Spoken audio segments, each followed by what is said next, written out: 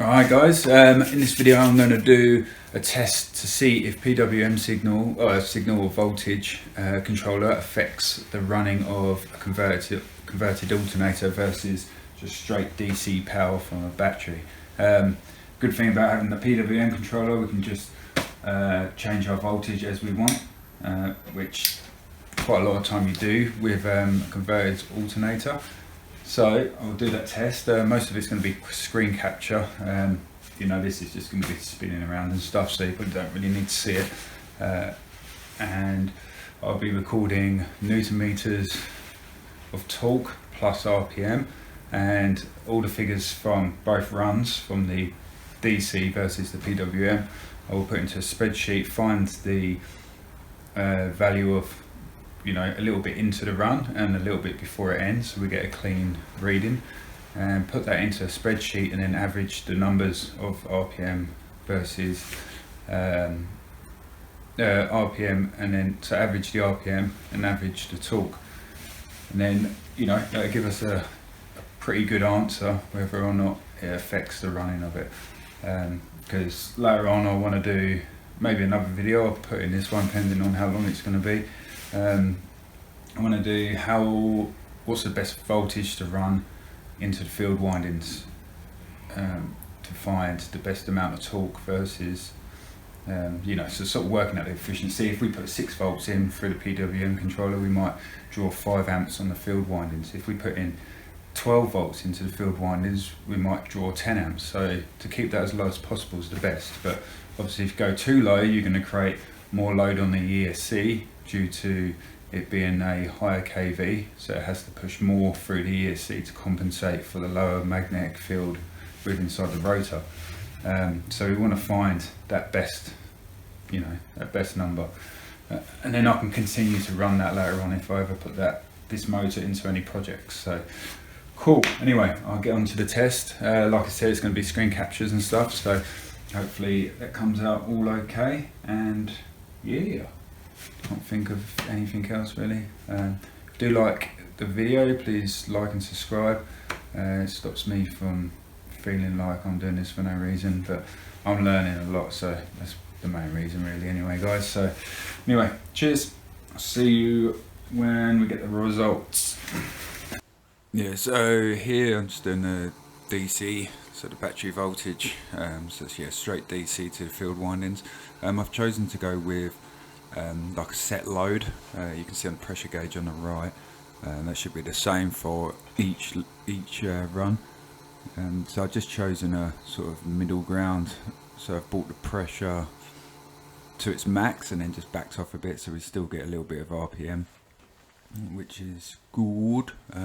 It's not a huge RPM because it's under like a full 100 amp load, but it's going to test what we want. We're going to see the torque. We won't see any horsepower or kilowatts because of the because there is not much RPM, but we just want to look at the torque really. It's what's going to show in this test. Yeah, so this is a PWM one, obviously at 11.8 volts, and I will go on to the results and show the screen capture right now. This is me just setting up the screen capture, so I can get it all on the screen. So just starting the Arduino program and then sort of overlaying that on top of the vesc tool.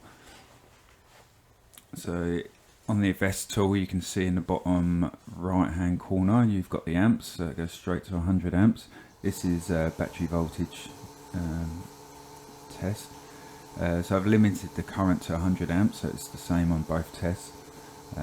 Yes, it should be pretty equal across the board. On the left hand side bottom, you can see like the watts, duty cycle, ERPMs, battery current and motor current, and also in the middle you've got your temperature and stuff. So yeah, it's pretty good.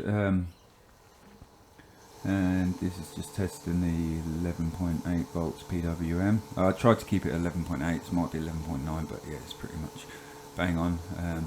I think if there is any discrepancies between the two, it's probably more do with maybe wiring going to it. Maybe you got a little bit of a drop voltage in the battery, but not 100% sure, you know.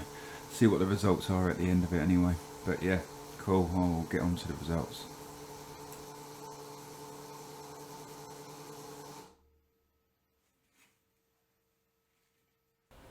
Right guys, got results. So, you got RPM, torque, you know, obviously quite self-explanatory here at the top. So that's the results from each one, and I've sort of picked a middle ground of their running. So they obviously start up, let it gets to its max speed and max load, wait for the pressure to build to what it should be, to that levels out, and then just take some of the results from the middle of that, and found this one. So RPM of the DC was 597 and RPM of PWM was 603. So yeah, it's bugger all really. Torque a little bit less than PWM. I wouldn't like, what's that? It's nothing really in the scheme of things. And horsepower, you've got a little bit more horsepower on the PWM due to the higher RPM, but you've got less torque. So sort of the horsepower is showing higher due to that torque level being a bit lower and the RPM being higher, which is exactly right. We've got a tiny bit more RPM, so we're going to have more horsepower, but it's kind of interesting, you know, we're showing less torque but we're getting more horsepower. Same goes for the kilowatts as well. So yeah, looks like to me anyway that PWM really doesn't make that much difference, and for the ease and the like how cheap a PWM controller is, you can get a 40 amp PWM controller, you know, really cheap off Banggood or whatever, and I'd say that's what I'm running anyway, and I would say that's adequate, that's perfect. So I might add on to here just some back EMF readings from DC versus PWM, just do a quick like screen capture each one, and see what you guys think, if there's any differences there. But anyway, hope you like the video. If you do, please like and subscribe. Alright, here's some samples taken of the back EMF and current from DC battery voltage, and the next one's going to be PWM.